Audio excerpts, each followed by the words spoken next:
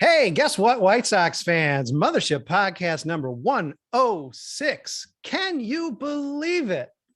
Hey, if you're looking for the most intelligent, most fun, hottest takes, most diverse, just overall most fabulous White Sox podcast out there in the world, what are you listening to me for? No, I'm just joking. This is the group. It's always a great crew on the Mothership podcast. So get ready for the rockin'est rock steady beat of the Southside Sox podcast. Got four guests with me. Who knows who may crash? Because after all, the White Sox swept the series. I can imagine the door's going to get broken down by other White Sox, Southside Sox writers, podcasters, folks about town. Hey, guess what? We got people here. The question I'm going to ask as the round table. Let's associate some voices, names, people, answers. Okay, sweep. Good news. Sweep. The cold shower reality check versus the Detroit Tigers. So the question is, beginning with one half of the Indianapolis field office and Chrystal O'Keefe is this hot streak? Is this real? Or is it a mirage? Are the White Sox back, Chrystal? It's the Tigers, so it's only half real. Mirage. Okay. Adrian Serrano, going to bump it up to you. Talk to me. Real mirage. It's real when it comes to playing against the Tigers and the Royals. Like, this is a bad division, and we all knew it was a bad division. But when we talk about the White Sox potential to win the division, we love to mention how bad the division is. But when they beat bad teams in the division, we tend not to try to talk about how bad the division is. But yeah, this is a AAA team. The Tigers have lost basically their entire starting pitching staff. And I think they had a position player pitch today for the fifth time this year. The fifth time a position player has pitched this year. I could be wrong. It's fun when a third of the game is staffed by position players. It's getting a little bit ridiculous. Okay. He couldn't go to this game because it was in Detroit. I mean, he could have gone. He could have driven. He could have, taken a bus, flown, whatever, walked, hitchhiked. He didn't, though. I don't think he was there. Dante Jones, though. Nevertheless, I need to know, is this hot streak? Is this swept series? Does this mean the Sox are back, or is it just a mirage? I mean, the hot streak isn't as hot as Chicago right now. But, it's the Tigers. Like the Detroit Lions for the Chicago Bears. It's always good to play Detroit. They will always remind you that it could be worse. It could be worse somehow. Yes, it could. Oh, God. Yeah, no kidding. Perspective. Can you imagine being a Detroit Tigers fan right now? Oh, my gosh. He logged a fair amount of Detroit Tigers series coverage. It's Zach Hayes. And Zach, being real close to the action, tell me, is this sweep, does this mean the White Sox are back, or is this sort of still a little mirage-y? Before I go into that, I just have to say that as much as it is fun to make fun of the Detroit Tigers now. How does it feel to have won like 6 division titles and gone to the World Series twice since the last time we were there? Fair enough. Let's get our licks in while we can. Yes. But, yeah, man. Hey, you know what? Fuck it. They're back. Let's say it. Okay. We're all in. No, I mean, this is their chance to, get on a real hot streak. It doesn't mean it's the Tigers. It doesn't mean they didn't play well. Both two things can be true at once. They played really well, and the Tigers are not hard to play well against. They just have to take that momentum into the next few series and actually do something with it. You got a lot of divisional games left. I hate to say it's promising because the bar has been so low to this point, but at least, they've been on the verge of being dead for a little while, and they're not quite dead yet. There is still time, and they do still clearly have a little bit of that dog in them, as they say. So it's, you can't extrapolate all that much from it, but, I'm enjoying the ride. Yeah. It's just start getting acquainted. It's just our start of the podcast chat here. It's not science. Nobody's going to fact check. Although if somebody does, it could be Super Joseph Resis completing this complete sense around stereo experience of the Indianapolis field office. We're going to wind up this opening question with Joe. You tend to be a little upbeat on the White Sox. You feeling good about this, or a little skeptical? I'm thrilled with the way that they played this series. I'll start with that. In terms of the big picture, I am still a little bit skeptical. They did have that excellent series against Detroit to open the season, I guess. Although I guess that wasn't a sweep, but that they still did that series at the beginning of the season did still give me a lot of positive vibes, even though they had the one loss on opening day then. Yeah, Detroit, they're just really not playing good baseball right now. So I would tend to lean toward this being more on Detroit than the White Sox right now. And I would need to see a little bit more from the White Sox before I'm completely sold that they are back. But I'm very happy with that the series went the way that it did. Yeah. You can check me on the numbers here, Joe, but if we actually got to count should have swept as wins, White Sox, I think, would be in better shape right now. Unfortunately, yeah, we can't do that. Opening day, wow, it was a harbinger, I guess, of. It is worth pointing out that this is the second time they've scored double digits this year, both against the Tigers at Comerica, and probably the two highest points of the fan base's like optimism after those two games, that April 3rd game and then this game, are probably the high points of optimism of the year so far. And as me and Zach have discussed, in between those two games, 3 games where the White Sox scored 9 runs, all 3 of them, they found a way to not win.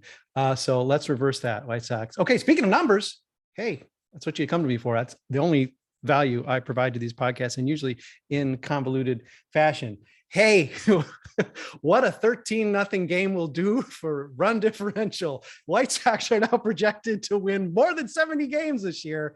They are now looking at a 71-91 record. So things are looking up, man. Run differential down somewhere into the 30s. 20.8% chance of the playoffs. 0.5, that's 1%, 1/2% chance of winning the World Series. So things aren't all that rosy yet, but let me just throw this out, generally speaking, because I think, Adrian, you just referred to the fact that, oh man, everybody's got some good vibes now, right? The White Sox are back. Everybody's happy. They're going to go to the World Series. But, and as silly as that seems, yes, it was Detroit, whatever. There's something to be said about just, this isn't a numbers thing, but, just the good vibes of it. Yoman Khan, I think, pretty much said it's just great to get a game like this under his belt. It starts to wear on you when things aren't going well. I'm sure he's not the only guy who said something like that post-game or during this series. Is there something to be said, even as they fly into the teeth of maybe their last tough stretch of the season on the schedule with Houston, Toronto back-to-back, away and home? Is there something to be said of just feeling better about yourself? It was pointed out that we think Lance Lynn might have been like the heart and soul of this team. He came back and morale was high again. So I think noticing that players are coming back or kind of building that confidence, and then just finally saying enough is enough and getting in there and fighting again. I think that's good. And it was nice because you saw, Jose Abreu was building his little fort today, and like, they just seemed like they were in better moods. So I think if they can keep this like weird optimism and fun and fight going, then they aren't going to have any issues. And I think it makes everybody else feel better when you actually see them smiling. So I like when Andrew Vaughn squatted, at least temporarily. I don't know if that was during a Abreu at batteries on deck. I like when he stole it and was eating his seeds and all that. That was fun too. And Lucas and Michael Kopech were like throwing sunflower seeds. Oh yeah, I was like, guys, how about the left hand? Do we need to throw the right hand? They were all just having fun. I mean, yeah, it was a blowout, but like they feel like they're kind of back in the groove again with this series. I think everyone mentally needed this series. Yeah, anything to take your mind off the fact that it's like 120 degrees in the dugout, or could be. All right, other thoughts? Good vibes is going to carry the White Sox through into Houston, and even like, let's say, just steal 1 of 3 games. Going in, probably not likely they're going to sweep, or maybe you win 2, but do you steal a game just by feeling good about it? Well, the way I feel about it is hopefully the good vibes lead to us doing better in these 2 series against playoff, if not World Series contenders potentially, because good vibes against Detroit are nice. It's always nice to beat up on a team in the division, but I'd rather go to Toronto, beat Toronto 2 out of 3. I'd rather beat Houston 2 out of 3, because remember, Houston beat us in the playoffs. They embarrassed us. They showed the difference between World Series and a team that can win a division year after year. I mean, hey, at least we're better than Twins in the fact that we, won a couple game. I mean, won a game in the playoffs last year. But that means nothing when the Twins are still ahead of us in the standings. Yes, they are. Yes, they are. Yeah, I think it's good for guys like, the pre-mentioned Yohan Moncada, who's been struggling a bit and pressing and just having bad luck. I think his BABIP was down around like 133 or something, just like some ungodly number that is impossible if you actually tried to have that bad of luck on top of struggling and pressing. I think it's good for guys like that for sure. But I don't think we can really expect, multiple hits from Josh Harrison and Sevi Zavala in a game at the same time again, in the next couple series with some better pitching. One of my least favorite things. Oops, sorry. No, go ahead, Zach. No, I'm in agreement. No, one of my least favorite things that baseball nerds say is that there's like momentum is not real. Like that's just not true. It's funny. It's like Gordon Beckham spent that entire road trip saying some different variation of, well, you just got to have a good thing happen and then you feel good and then other good things happen, which, sounded kind of silly because he, has not broadcasted very long and is still learning the many, many different tricks you learn to articulate the same idea a lot of different ways. But there's truth to it. And, you can't go on a winning streak without starting somewhere. So, if this lets them feel good, if this makes them feel good, then, let that be the case. And look, it's not like they would feel better if they had lost 3 in a row. Yeah. So it's not like that would have done anything for their performance, if we're being honest, in my opinion. So yes, it's a good thing. Yeah, Zach, a good point. Just because you can't statistically approve clutch, let's say, that also doesn't mean there's nothing to it. I mean, it's not like a zero sum thing. Yeah, the truth is somewhere in the middle. It's probably not exactly Bacon's opinion, because whether or not he could express himself very well, I mean, I'm sure he's a little bit too hyped on what that means. But at the same time, I guess you can't just nerd it and say, no, it doesn't exist. I can't see it. I can't prove it. It doesn't exist. That can't be. All right, Joe, again, I expect that you're going to feel that the good vibes can be real, but what happens when they face real pitching, a real team, a team that wants to keep, Dante's referring to, they put the White Sox down last year. They want to keep them down. For sure.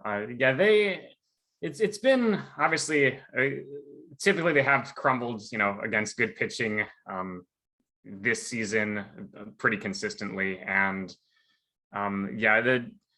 I am a believer in momentum, and I do think that it never hurts to kind of have a higher sense of confidence. I am still bearish on of their chances of winning either series against on this road trip coming up, but against Houston. I'm still a little bit skeptical that the good vibes will lead to success in that series, but it absolutely can make a difference. Not sure how big that difference is, but I like the Chrystal's point about Lance Lynn kind of maybe getting more of an energetic reaction out of perhaps the team as a whole, because I think maybe that little argument he had with McEwing sparked something. Who knows? But I could see that being possible. Believe me, I'm glad he's back, but it smells a little Keuchel when you give up 10 hits and you're like the heart and you're the guy barking the dugout. But listen, White Sox need something. It worked even for Keuchel once. I'm sorry to associate the two. I'll never do it again. Let's take a break. We'll be back to talk about something good, maybe something not so good, as every White Sox podcast goes. We'll be back with 106 in just a minute. Hang with us. Hey, White Sox fans, Brett Ballantini here, lucky enough to host yet another one of these with this great group of people from Southside Sox. That's the site you're reading. That's the site you're listening to. And sometimes that's the site you're even watching. White Sox have won 3 straight games. It's happened a couple times, 2-3 times already this year. So it's not unheard of, but boy, for a while there, it was seeming like it just might not ever happen again. So let's discuss the schedule. I think the White Sox, obviously we knew going into the season, which is why we all said they'd win at least 90 games. Some of us just 90, some of us 100. Because you cannot ignore the division. It's still an unbalanced schedule, and the White Sox, in theoretically, should benefit from that in 2022. They have played it's undeniable. You don't have to look at the numbers to know they played a very difficult schedule, and the skew is only getting crazier after this next week. It seemed like a couple weeks ago came out, the White Sox have like 470 winning percentage they're playing against the rest of the year. Now it's got to be lower than that because they've played a fair amount of good teams here in this 2-week stretch. So it's not a cakewalk, but the White Sox have benefited from the fact that they're still within 5-ish games of first place. They're now, again, they're basically still flirting, as they have been all year, flirting with 500. It seems like they've taken a hit. They've played awfully. Maybe the opponents have a little to do with that, but they've played poorly, not to their expectations, yet they're still close enough to the surface to still be breathing. And now for the next the final 2/3 of the season, not a cakewalk, but have they managed to take the tough shots from this schedule? And are we due for what seems like maybe more of a water slide of a second 2/3 of the season? Can you see this team just really taking off? Maybe not even still without playing as good as we think they can, but there are going to be a lot more Detroits on the schedule to come. Well, my thing is, oh, sorry, go ahead. all right. So my thing is, earlier today I was listening to another podcast by the wonderful Scott Lewis of Barbershops Network, and he says something really good, like about the White Sox that's like good in a concerning way, but it's a good point. The White Sox have multiple people on the team that are either everyday players or at least at one point were in the rotation 5 days a week. I mean, every fifth day. That are people that I look at and say, we should DFA them. They need to go. Championship level teams don't usually have that. Good teams kind of have it. So even though in the theory of many, many, many, many White Sox fans, I'm sure they're thinking, oh, it's about to be easy. But I'm looking at the schedule right now, and the upcoming games are three in Houston, 3 at home against Toronto, 4 at home against Baltimore, which is going to be the nice little break in between good teams. And then we get 3 against the Angels, who aren't playing good, but still have Shohei Ohtani, Mike Trout, and a plethora of very good baseball players. So it's not quite there yet. I need to see them perform against good teams before I even care about potential wild card scenarios or potential playoff scenarios. We don't need to look at who we could face in the playoffs. We have to look at potentially get into the playoffs. So Dante's called me out and said, prematurely saying the White Sox are not going to drown. Other thoughts? Because it's a good point. I mean, the good news is they play this Tigers team 11 more times. Yes, that's like first thing that makes, but that also really pulls down that winning percentage of your opponents that you're playing going forward. You still have a lot of games against Cleveland and Minnesota, and they've been as hurt as you have been mostly. So, you don't know what team you're going to play by the time those games start to show up, if one of them makes a move or something. I think you kind of are going to know a lot about what's going to happen in this season, I think, by the midway point. I think they got a couple tough, you end, I think, up with Minnesota and Cleveland kind of back to back going into the All-Star break. And I think by that point, after this stretch, you're going to kind of know, and regardless of that schedule, because until this 3-game sweep, this is, I think, their highest point now for against under 500 teams, or 5 over against under 500 teams now because of this 3-game sweep. So they haven't really been killing bad opponents either. So it's not really anything's a gimme, but I think depending on where it looks at the midway point, I think that's going to decide how excited I will be for the second half. I'm not taking anything at this point right now because, everybody is just so starved for good play. We're, trying to build a statue of AJ Pollock the last couple of days, and this guy is still negative 0.3 F-WAR on the season and the worst Fangraphs rated left fielder defensively. And I'm glad he's had a couple of multi-hit games against kind of some crummy teams, but let's settle down on this guy is being paid $11.5 million. You're expecting more than just, creeping up on 0, F-WAR. So See, the White Sox win 3 games in a row and the host gets really high. Thanks for pulling me down, guys. Okay, continue. Pull me back down into the water and make me swallow a little bit more. What's going on with this team, and how excited are we about the pending, it's not here yet, the pending turn of the schedule? I still am excited about the schedule, and the way that you put it about they have a lot of Detroits left. Like, I mean, yeah, they've had a lot of good experiences against Detroit. So, I mean, I know that their splits against teams above 500 versus below 500 overall haven't been dramatically different, but I don't think that will continue throughout the season. I think we'll start to see some separation there as the season goes on and the sample size gets larger. And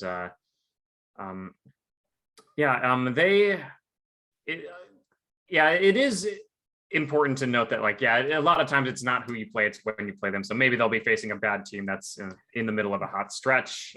So that can be a little bit unpredictable. But overall, like, although, like, these next couple of weeks, between Toronto, Houston, the Angels as well. It's not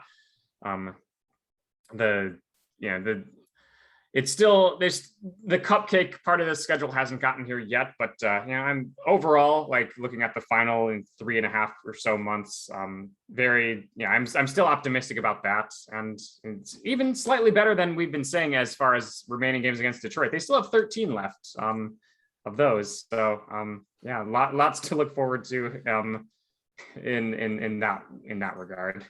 Chrystal and Zach, you've not been successful in resigning for the coverage for the rest of the season. You will be covering a significant amount of it. How are you feeling about the ride to the finish line? I feel I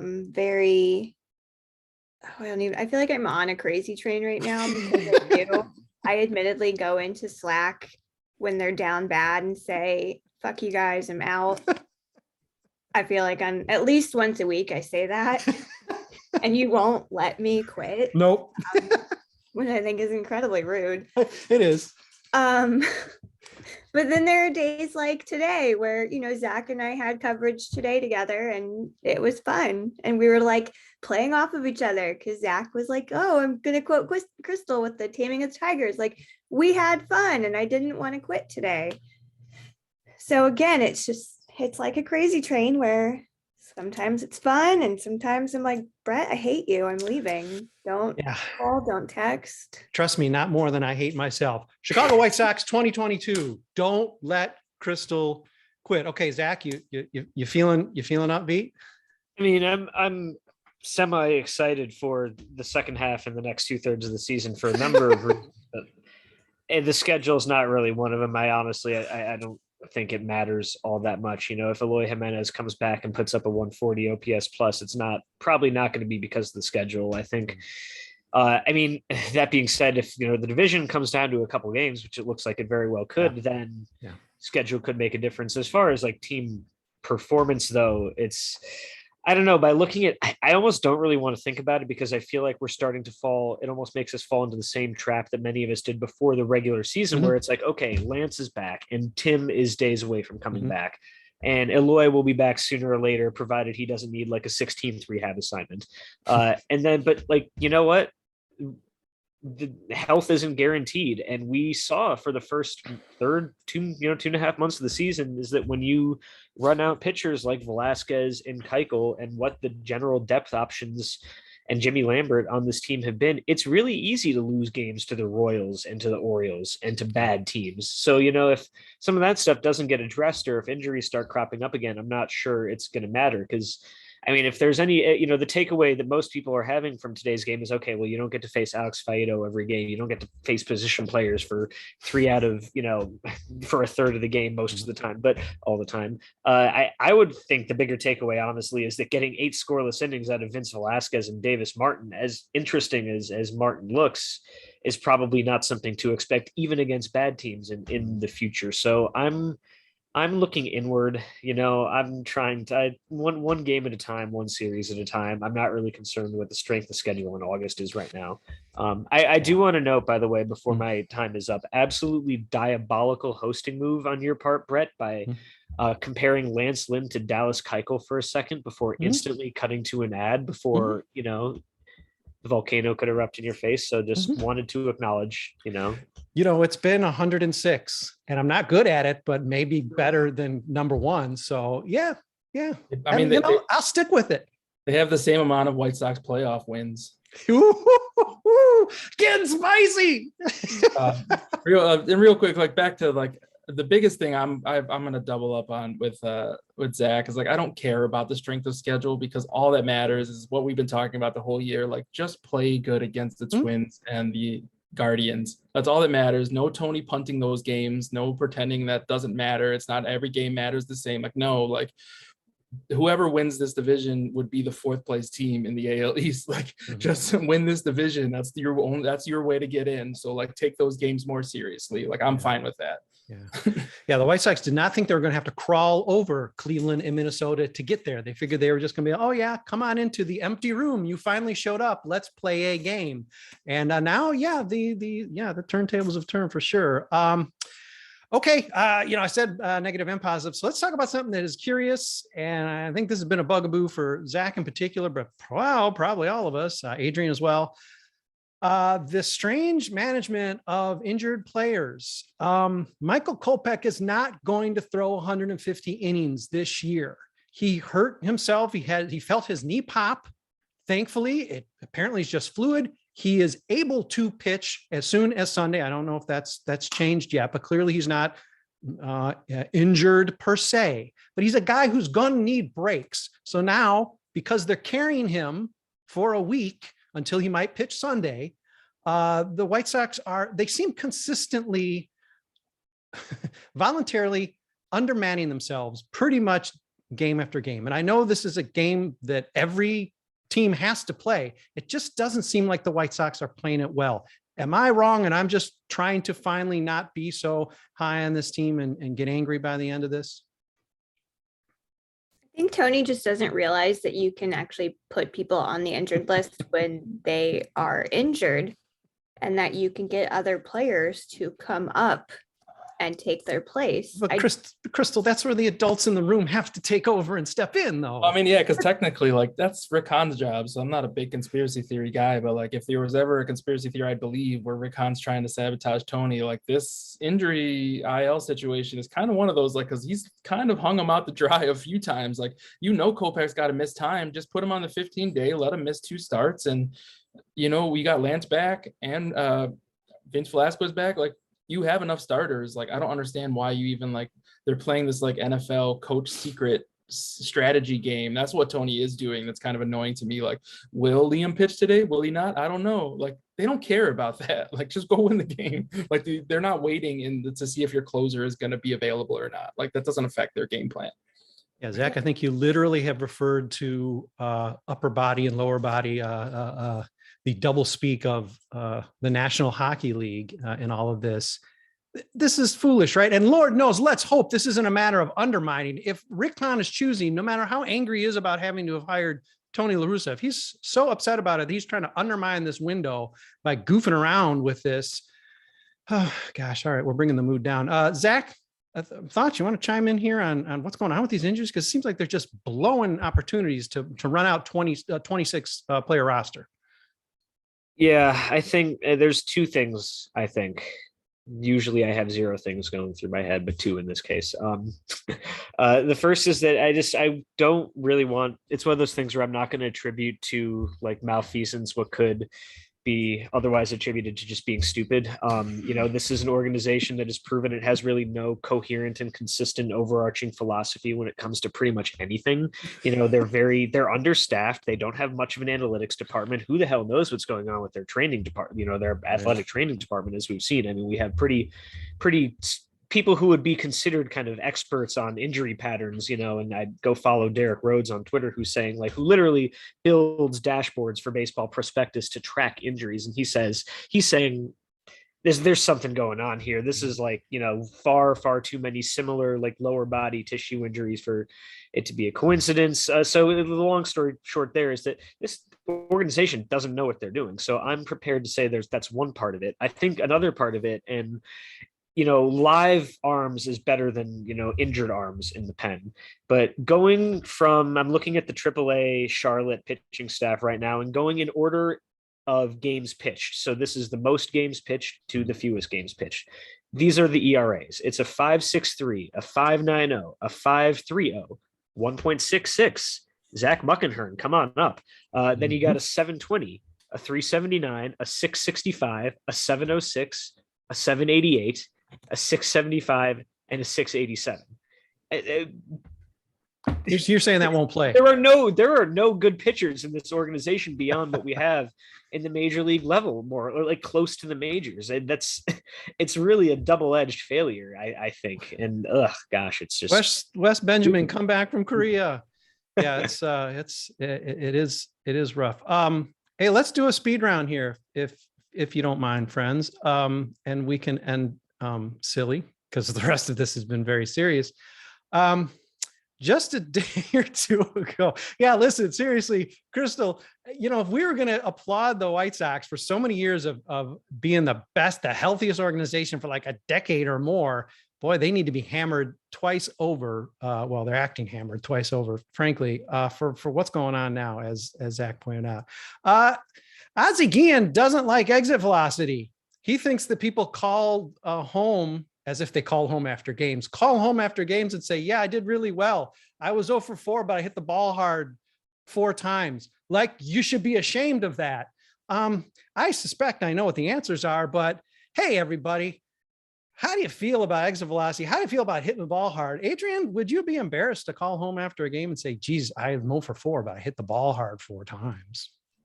I mean, they used to have a term for it. It was just called a hang with them. And like, you would know, Hawk would talk all the time about like, oh, he's got bad luck. He hit it right on the screws, but right at somebody. Like, we just have a way to quantify this now. Like, I don't know why. I think don't ever trust a former coach to be unbiased about another coach's performance. And then about clearly what is the reason that he doesn't have a coaching job is because he doesn't believe in analytics, and they're not going to let that fly anymore. A manager with an ex-manager with an agenda. I love you, Ozzie, but man, oh man, you are eminently quotable. Chrystal, embarrassing to hit the ball hard 4 times, but not get on base? I mean, no, this is what I say in Little League Baseball all the time. Like, hey, straighten it out, buddy. You'll get it next time. Like, I'll go home and be like, hey, my kid had 4 great hits. Maybe he got out, but at least he did something. And I always say, I would prefer you strike out swinging because at least I know you tried. Like, I don't think that's embarrassing. If a Jose Abreu wants to call me and say, Chrystal, guess what? I hit the ball hard, really hard 4 times today. I'd be like, good job, buddy. Like, I'm really proud of you. So Ozzie can. Yeah, Ozzie. Yeah, you hear that sweet clink of the aluminum bat and just know, all right, you got that feeling. You don't have that crazy vibration in your hands. Joe Resis, embarrassed if you hit the ball hard 4 times but have nothing to show for it? That is not embarrassing. And yeah, the White Sox need to be looking at managers who don't really have ties to the White Sox. I think that is something we've learned a lot about lately. Yeah, we have. Dante, you're hitting the ball hard 4 times, but they found gloves. How are you feeling? I mean, I'll put it like this. You hit the ball hard. Good things usually happen. Like, even if it finds a glove, it means that you saw the ball. You saw where you're supposed to hit it to. It just happened to land in the wrong spot. I mean, also, speaking of exit velo, Aaron Judge sent the baseball to the moon the other day. It was 120 miles per hour. It was beautiful. That means, like, if I can get that anytime somebody hits, like, every time somebody hits the ball, it's not going to go out of the park. But the harder you hit it, the further it'll usually go. Okay, Zach, throwback to your own college career. Did you call home after a game in tears or mumbling when you hit the ball hard 4 times? I mean, I was a pitcher, so I mean, I gave up set up. enough hard hit. Okay, balls. yeah. So were you crying when you heard all that crack of the bat? I would not, but if I had a 338 career slugging percentage like Ozzy, he probably didn't have space to write home bat anyway. So that being said, if I had whatever is, give me a few sips of whatever the hell is in, Ozzy's cup just off of camera on, the NBC Sports Studio, and I'd probably say some shit like that too. So Yep. Yeah, because Zach, as a pitcher, you could have a guy go 0 for 4, but if you hit it 4 times really hard every time, you're like, oh man, I got lucky 4 times. Yeah. Like, you're not feeling good about it as a pitcher. I partied. I was like, I did not deserve that. I mean, look, I gave up hits hard enough that it didn't matter. They found grass anyway. So, but if that happened, I was not about to be up there talking shit about like, ha, you got it out. I'm about to be like, also, it's so hard they broke through the webbing. Okay, well, hey, that makes 1, 2, 3, 4. That makes 6 of us NBC Sports Chicago who could probably do a more honest job. Though I know you won't call us because you're taking the Fox News approach to sports commentary. Anyhow, I'm Brett Ballantini, lucky enough to spend a little bit of time, half hour, with these 5 friendly folks. Adrian Serrano, the full Indianapolis field office of Joe Resis and Chrystal O'Keefe, Dante Jones, and former pitcher Zach Hayes. Hey, thanks everybody for listening. We'll be back with you sooner than you think, especially if the White Sox keep winning. It could be nightly.